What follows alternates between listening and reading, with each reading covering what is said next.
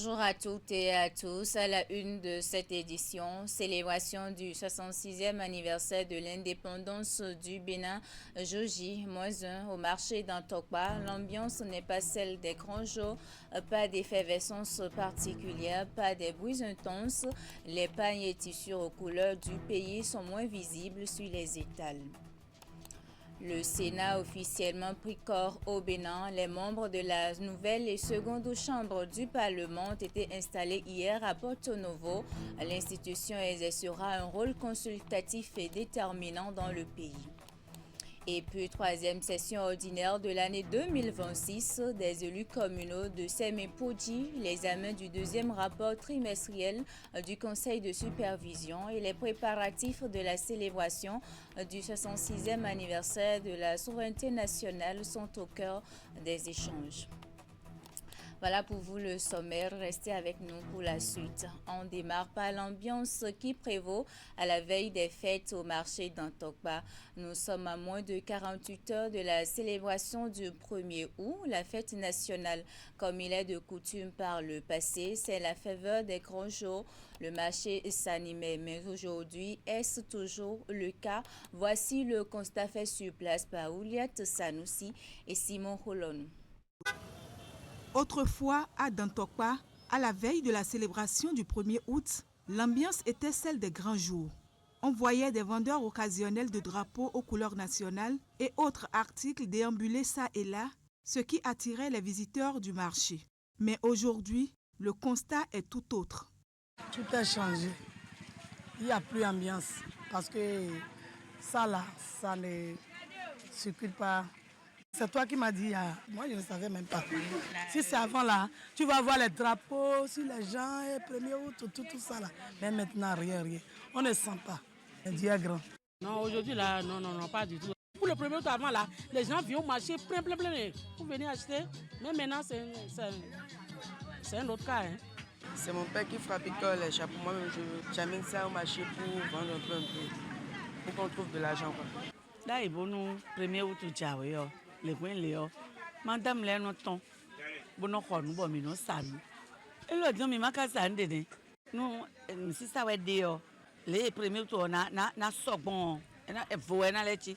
Selon ces usagers du marché, plusieurs raisons expliquent la situation actuelle, notamment la morosité économique qui s'observe dans le pays. Personnellement, par rapport au 1er août antérieur, il n'y a pas trop d'influence comme ça. On ne sent pas la venue de la fête, quoi. Je crois qu'il y a le panier de la ménagère qui secoue un peu. Il y a aussi la rentrée que les gens préparent. Il y a la mévente et l'argent aussi ne circule plus comme avant et voilà. Tout est calme, on dirait même pas que le 1er août est proche. Occasion pour certains commerçants de se souvenir encore de la manière dont ils célébraient entre-temps la fête nationale. Mais si défilé congbia to da yo mi no sac bo ko mi no kumi bo mi no danda yi bo mi go si défilé wa o mi no blo fête moi mi no blo da je kun le fi one mi ka si blo de bois mi ko kende o do si sa de amede sanu a to ko mi no job no blo da yi cette année là non e ma che ya 1er août to na je kun gbe bo je gangbe o ma aussi nko mi. Unanimement, les usagers de Dantokpa reconnaissent qu'il y a la paix et la quiétude dans le pays. Mais ils souhaitent que le chef de l'État et son gouvernement trouvent des solutions pour alléger leurs peines.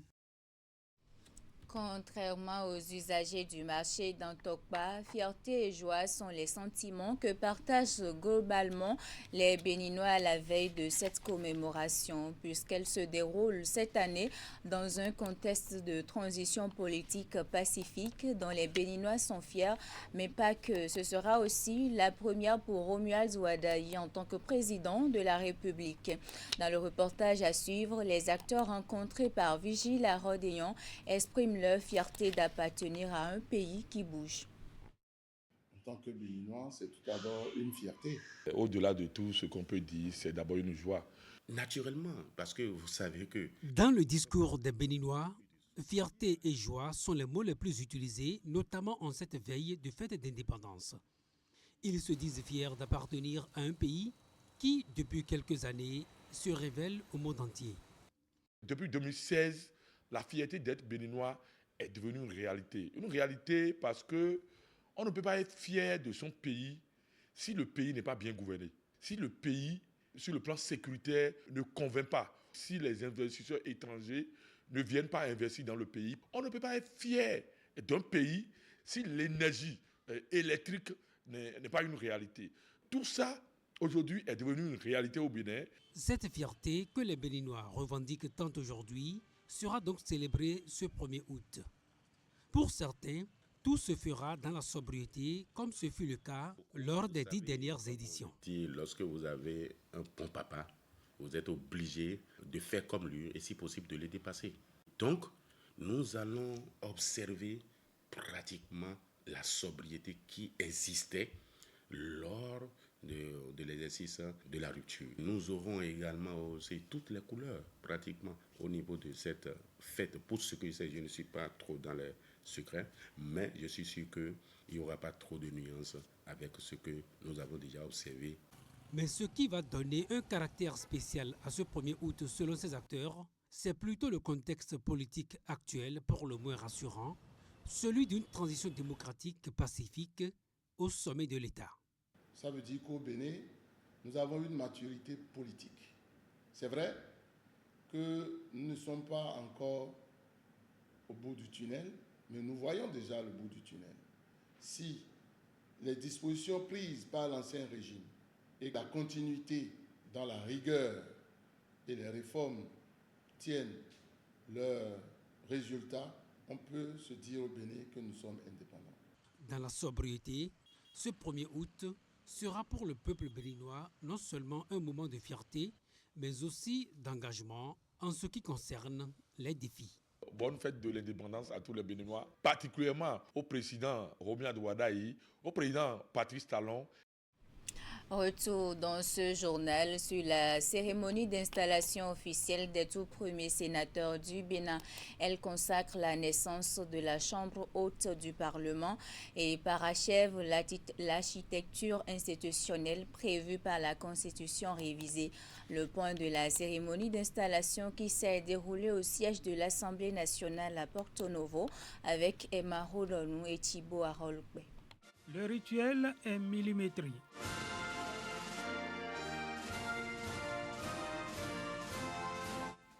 Pour la première fois depuis l'avènement du renouveau démocratique en 1990, le Parlement béninois ne parle plus d'une seule voix.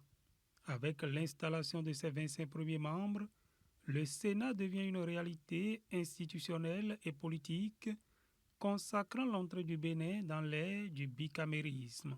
Mesdames, Messieurs les sénateurs, vous et moi avons l'honneur redoutable d'être les premiers au sein de cette nouvelle institution.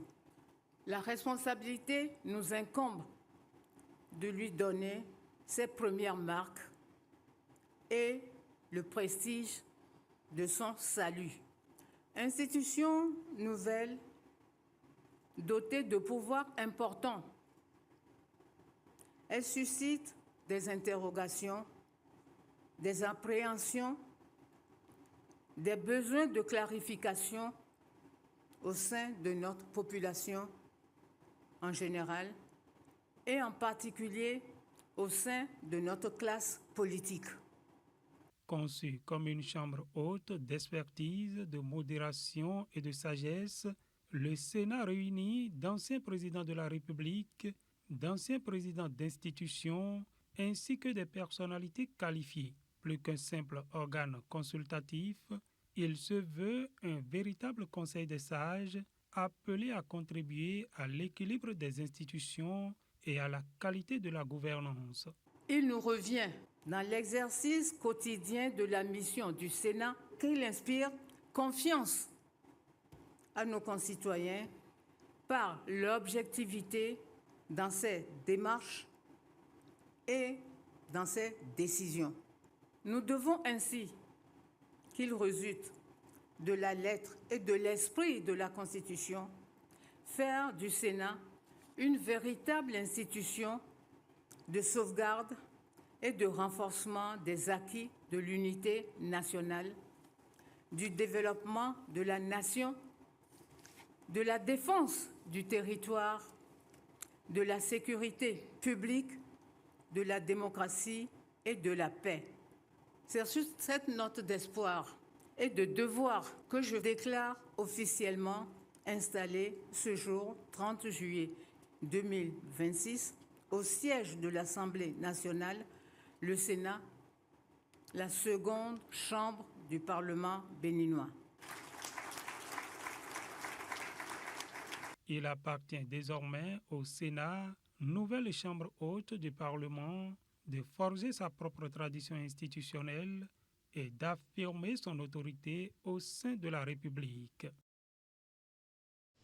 Après cette cérémonie d'installation officielle du Sénat, nous avons tendu le micro à quelques sénateurs qui ont livré leurs impressions.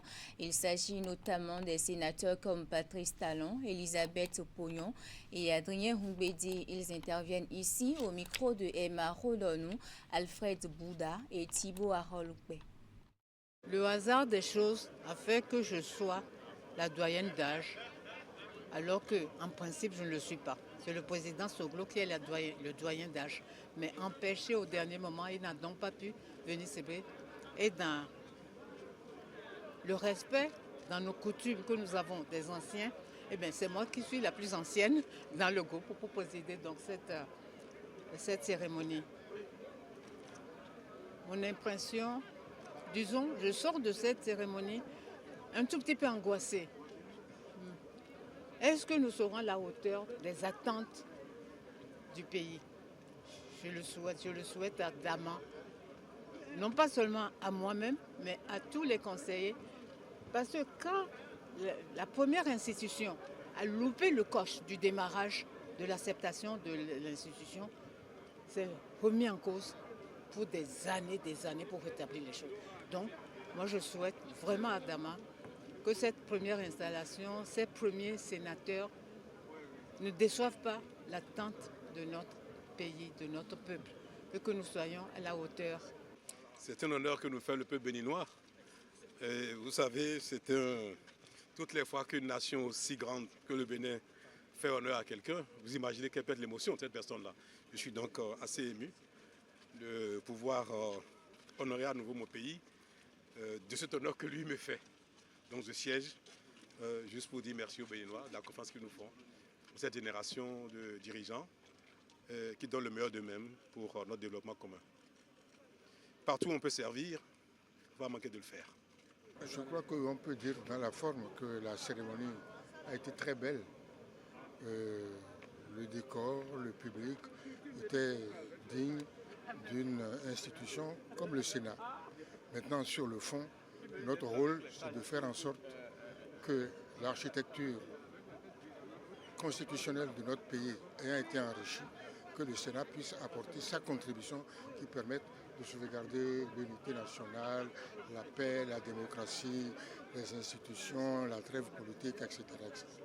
À la suite de ces trois personnalités, d'autres sénateurs ont aussi livré leurs impressions. Suivez plutôt. C'est une fierté qui m'anime en ce moment, où effectivement, à la création, nous ne savions pas ce que ça allait être.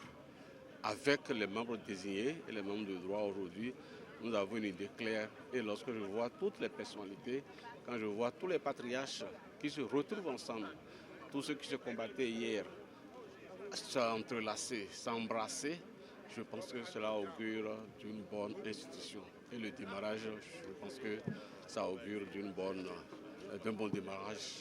Et je suis fier que cela soit fait pendant que j'étais au pêchoir. Vous voyez, tout ce qui compose cette institution, ce n'est pas des gens qu'on présente. Donc c'est une double fierté pour moi d'être appartenant à ce Sénat. Et je crois que, contrairement à ce que les gens pensent, que le Sénat, c'est la chambre haute, comme on le dit, la chambre haute, qui a appelé à insuffler notre démocratie. Je crois qu'après le règlement intérieur qu'on va adopter bientôt, je crois que le Sénat va se mettre au travail. Et les résolutions, du moins les décisions, le travail que le Sénat va produire, c'est un travail de qualité qui va aider non seulement l'Assemblée nationale, aussi le chef de l'État. Donc le Sénat n'est pas là pour mettre les bâtons dans les roues comme les gens le prétendent. Non, le Sénat est là pour aider à corriger ce qu'on n'avait pas corrigé par le passé. À chaud, c'est la lourdeur de la tâche. Parce que c'est la première fois qu'une institution de ce genre va fonctionner au Bénin. Et nous sommes les premiers acteurs chargés de mettre ça en œuvre. C'est une lourde responsabilité qui sera faite avec beaucoup de prudence, de clarté, de proportionnalité. Et on essaiera de couvrir toutes les expectations du peuple. Merci. Que sait-on des attributions et missions de cette nouvelle institution? Pour mieux comprendre, Emma Rodonou a tendu son micro au député Bonaventure Natondéaké qui a participé en son temps au vote de la révision de la Constitution qui a institué le Sénat. Suivez plutôt. Le Sénat n'est pas une création du Bénin. Ça existe dans beaucoup de pays. Le Sénat est une composante du Parlement. L'Assemblée nationale est la première chambre, le Sénat en est la deuxième. Dans ce cas, vous comprenez que les rôles qui sont dévolus au Sénat sont des rôles qui ne font pas concurrence à ceux qui sont dévolus à l'Assemblée nationale. L'Assemblée nationale vote les lois, mais il est demandé qu'un avis de non-objection soit donné par le Sénat en ce qui concerne un certain nombre de lois, surtout les lois à caractère politique. Le budget ne passe pas dans ce cadre, par exemple. Donc le budget, comment gérer le pays, tout ça, pendant un an, c'est les députés qui en ont la pleine latitude avec le gouvernement qui amène son projet de budget et les députés votent. Le Sénat n'a rien à y avoir, mais il y a un certain nombre de lois, surtout les lois à caractère politique, qui exigent qu'il y ait un avis de non-objection du Sénat. Et ceci, c'est pour éviter les germes de division à travers nos tests. Et également, le Sénat a pour rôle de prendre les sanctions nécessaires pour des acteurs politiques qui ne respectent pas ce que disent nos lois, ce que dit la Constitution. Il a instauré par exemple une trêve politique après chaque élection qui doit durer jusqu'à ce qu'une autre année générale d'élection s'approche, que ce soit à un an, qu'on soit à un an d'une nouvelle année d'élection générale, avant que les compétitions électorales ne redémarrent.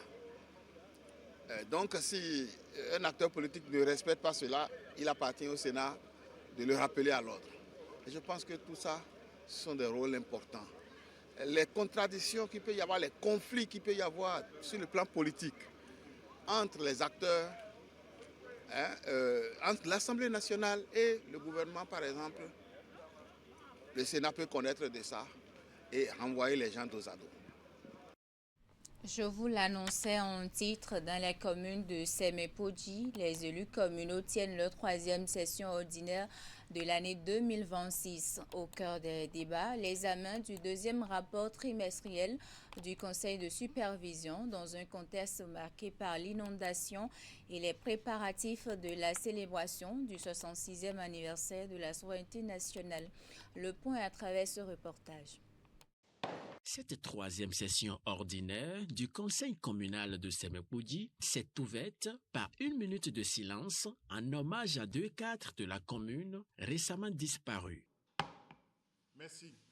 Devant ses conseillers communaux, le maire Thomas Singbo a salué la mobilisation des populations et des services communaux face aux inondations provoquées par les récentes pluies diluviennes. À tous les acteurs mobilisés, j'adresse mes sincères félicitations et ma profonde gratitude. Je vous invite à maintenir cette dynamique de solidarité, à respecter les règles d'occupation de l'espace public et des servitudes hydrauliques et à poursuivre les efforts engagés pour protéger durablement notre cadre de vie.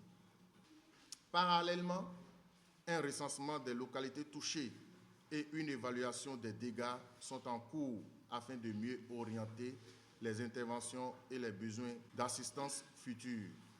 Des 3 dossiers inscrits à l'ordre du jour, l'examen du 2e rapport trimestriel 2026 du Conseil de supervision a particulièrement retenu l'attention des conseillers.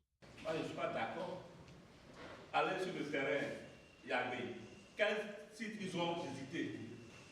Quel a été le constat fait? On n'a pas eu le document. Le document où vous avez placé les choses de plomberie est sérieux. Quels sont les PV? Encore qu'il y a une semaine, le maire et ses adjoints sont allés constater beaucoup de choses. En prélude à la célébration du 66e anniversaire de l'indépendance du Bénin, le maire Thomas Singbo a invité les populations à participer massivement aux festivités prévues du 31 juillet au 1er août à Semenkoudji. En image à présent, le président du Fonds africain de garantie et de coopération économique FAGAS, à la tête d'une délégation, a été reçu en audience par le maire Luc Nyakadia à son cabinet hier. Au cours de cette visite de courtoisie suivie d'une séance de travail technique, il a été question entre les deux personnalités du financement de l'agenda de transformation de la ville de Cotonou 2026-2033, changer l'échelle. À la fin de l'audience, le président du FAGAS a fait le point des échanges avec le maire de Cotonou. Suivez-le au micro de Ouliat Sanoussi et Moufid Sagbo. En tant que premier magistrat de la cité, de la capitale économique du Bénin, il a partagé sa vision et nous avons examiné les axes de collaboration entre la mairie de Cotonou et le FAGAS. Vous savez, le maire a été élu avec un programme et il a une vision pour pouvoir accélérer le développement de la ville de Cotonou. Et nous partageons ces valeurs avec, il a 7 axes pratiquement. Et le FAGAS va se positionner comment accompagner le maire pour réaliser, à travers son savoir-faire, à travers la mobilisation de ressources et à travers l'engagement des citoyens de Cotonou pour pouvoir travailler main dans la main avec la mairie. Il est question pour le maire de rendre Cotonou la vitrine de l'Afrique et nous partageons ces valeurs. Comment développer l'économie culturelle et sociale à Cotonou? Comment améliorer les services de transport dans toutes ces dimensions? Parce que le transport n'est pas seulement terrestre, ça peut être également fluvial, maritime. Donc ces réflexions, comment les entrepreneurs, les jeunes, les femmes qui portent l'économie populaire de Cotonou peuvent se sentir à l'aise et être accompagnés par des mécanismes de financement, par des banques dédiées, par des garanties spécifiques. Comment les femmes de Danktopa ou de Misebo peuvent également développer davantage leur capacité à entreprendre. Donc voilà quelques pistes. Et le FAGAS, dans sa mission d'utilité publique, se met à disposition de la commune pour pouvoir travailler main dans la main et soutenir la vision de M. le maire et du conseil municipal. Donc nous avons déjà engagé des discussions avec l'ancienne équipe. Et le maire actuel, comme c'est un TGV, donc nous sommes venus le voir pour pouvoir très rapidement mettre en musique ce que nous avons proposé. Et nous sommes au service de la commune comme nous sommes au service du peuple béninois. Les institutions de microfinance, membres de l'Association professionnelle des systèmes financiers décentralisés, étaient en assemblée générale extraordinaire le mercredi à Cotonou, au siège de l'institution. Objectif, se conformer aux nouvelles textes de loi qui encadrent désormais l'existence et le fonctionnement des systèmes financiers décentralisés. Les SFD deviendront à l'issue des travaux de cette AG extraordinaire institution de microfinance. Plus de détails avec Virgile Arodéon et Elvis Tonoucoin. Cette Assemblée générale extraordinaire est une exigence liée au profond renouvellement du cadre réglementaire des institutions de microfinance induit par 2 lois fondatrices. La loi 20-25-14 du 2 juillet 2025 portant réglementation de la microfinance et la loi 20-25-19 du 22 juillet 2025 relative aux associations et fondations en République du Bénin. L'ensemble des institutions membres de l'Association professionnelle des systèmes financiers décentralisés du Bénin entrent donc en travaux afin de retirer de leur texte les dispositions non conformes aux nouvelles lois. Ces textes traduisent la volonté du gouvernement de promouvoir un secteur de la microfinance plus performant, plus transparent et davantage résilient, capable de répondre efficacement aux attentes des populations et aux exigences d'un environnement financier en constante mutation. Ces tests nous engagent à une double transformation. Comme faîtières du secteur, nous devons accompagner nos membres dans leur mise en conformité. Comme association nationale, nous devons nous-mêmes nous conformer en revisant nos tests fondamentaux. Cette rencontre est donc un moment fondateur de l'APSFD, appelé à subir une mutation nominale à l'issue des travaux. Depuis la création, nous nous sommes appelés Consortium Alafia, ensuite Association professionnelle des systèmes financiers décentralisés. Mais la nouvelle loi nous demande de reconnaître le métier qu'est la microfinance. Donc désormais, notre association va se dénommer APIM, Association professionnelle des institutions de microfinance du Bénin. Désormais, la notion de système financier décentralisé passe également à celle d'institutions financières de microfinance, une notion plus conforme aux réalités contemporaines du secteur et aux standards de la régulation. C'est la fin de ce journal. Merci de l'avoir suivi. À 16h, votre bulletin d'information. À 19h30, la grande édition de la soirée. Portez-vous bien et à demain.